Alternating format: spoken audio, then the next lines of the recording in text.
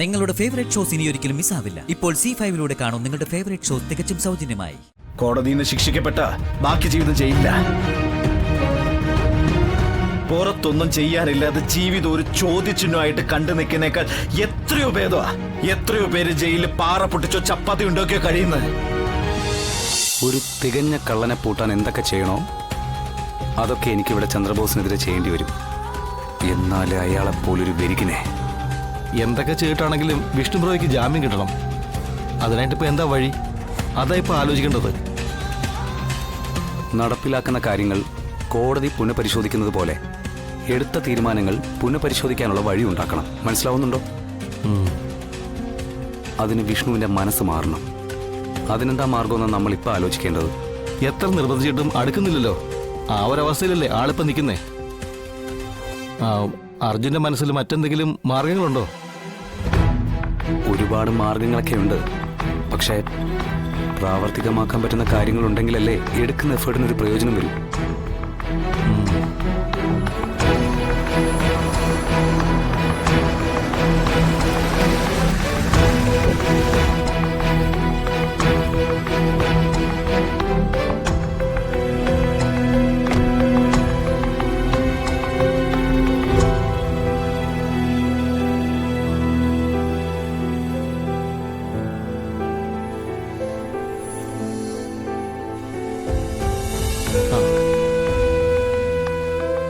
Hi, Uncle.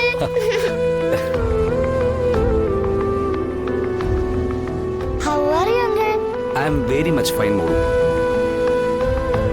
ഒരുപാട് നേരമായ വന്നിട്ട്. കുറച്ചു നേരമായി. മോളെ, മോളകത്ത് പോയി എന്തെങ്കിലും കഴിക്കട്ടോ. ഓക്കെ സത്യമ്മേ. ശ്യാമേ,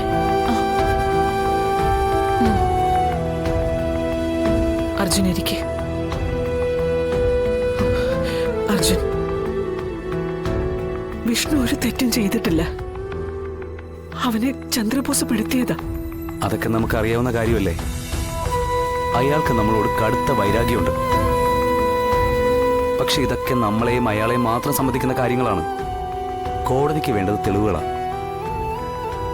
അത് കോടതിയിലേക്ക് വിഷ്ണുവിനെതിരെ എത്തിക്കുന്നതിന് വേണ്ടി ചന്ദ്രബോസ് അയാളുടെ സന്നാഹങ്ങളെല്ലാം ഇതിനു വേണ്ടി ഉപയോഗിക്കും. അവിടെ അയാൾക്കെതിരെ പിടിച്ചു നിന്ന് സത്യസന്ധമായി നടന്ന കാര്യങ്ങളൊക്കെ കോടതിയിൽ ബോധിപ്പിക്കണം.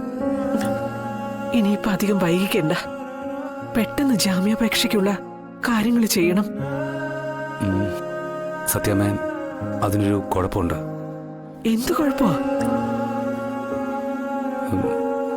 വിഷ്ണുവിനെ ഞങ്ങൾ പോയി കണ്ടിരുന്നു.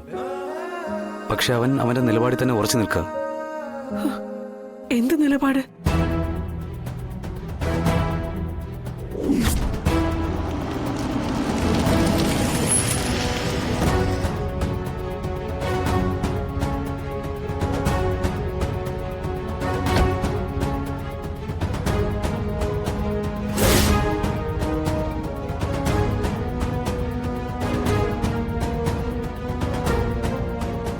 ബ്രോ, എന്ത് പറയണമെന്ന് എനിക്കറിയില്ല. നീ എന്താടാ കൊച്ചുകുട്ടികളെ പോലെ? ഈ നിൽപ്പ് കാണാൻ എനിക്ക് വയ്യ. പുതിയൊരു വേഷാടുകയരോ ഇത്. നമ്മുടെ അമ്മ കെട്ടിത്തന്ന പുതിയൊരു വേഷം. അത് മറ്റുള്ളവർക്ക് ദഹിക്കാൻ കുറച്ച് സമയം എടുക്കുന്നേ ഉള്ളൂ. പിന്നെ അത് ശീലായിക്കൊള്ളും.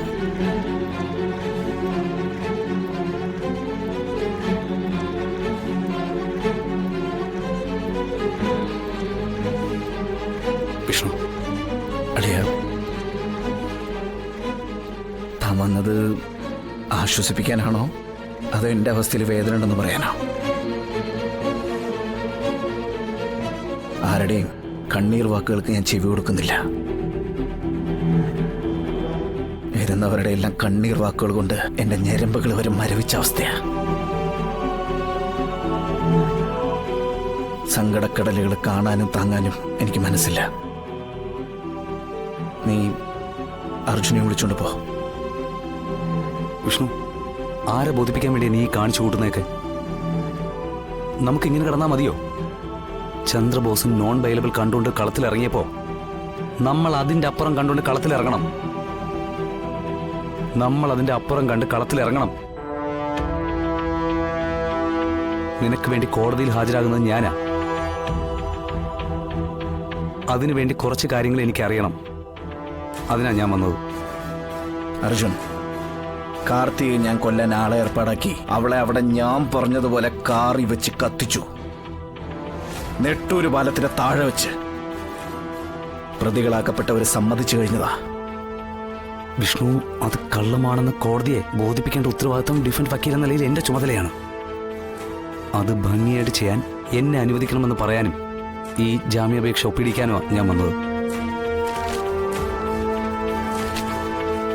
ദാ, ഇതിലൊന്ന് ഒപ്പിടും. ഇവിടെ നിറക്കാൻ വേണ്ടി വക്കാലത്ത് ഏൽപ്പിച്ചതാരാ? എന്റെ അമ്മയല്ലേ? ആ അമ്മയോട് അർജുൻ പോയി പറയണം ഈ വിഷ്ണുവിന് ജാമ്യം വേണ്ടെന്ന്. കോടതിയിൽ കുറ്റം ചെയ്ത് ഞാനടന്ന് സ്വയം ഏറ്റു പറഞ്ഞ് ശിക്ഷ വാങ്ങാൻ തയ്യാറാണെന്ന്. വിഷ്ണു, പുറത്തു നിൽക്കുന്നതിനേക്കാൾ സുഖാടോ അകത്ത് കിടക്കാൻ. കോടതിയിൽ നിന്ന് ശിക്ഷിക്കപ്പെട്ട ബാക്കി ജീവിതം ചെയ്യില്ല. പുറത്തൊന്നും ചെയ്യാനില്ലാതെ ജീവിതം ഒരു ചോദ്യചിഹ്നമായിട്ട് കണ്ടു നിൽക്കുന്നേക്കാൾ എത്രയോ ഭേദമാ.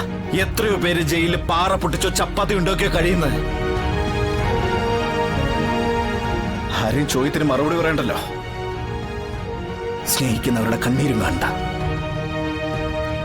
എന്റെ അമ്മയോടൊപ്പം ആ വീട്ടിൽ കഴിയുന്നതിനേക്കാൾ ഭേദം ജയിലിൽ കഴിയുന്നതാ. ചെന്ന് പറഞ്ഞേക്ക് ഞാൻ ജാമ്യാപേക്ഷയിൽ ഒപ്പിടില്ലെന്ന്. വിഷ്ണു ബ്രോ എന്തൊക്കെയായി പറയുന്നത്? ശാലിനി ബ്രോയെ പുറത്തിറക്കാൻ നെട്ടോട്ട് ഓടിക്കൊണ്ടിരിക്കുക. ആ കണ്ണീര് കണ്ടിട്ടെങ്കിലും.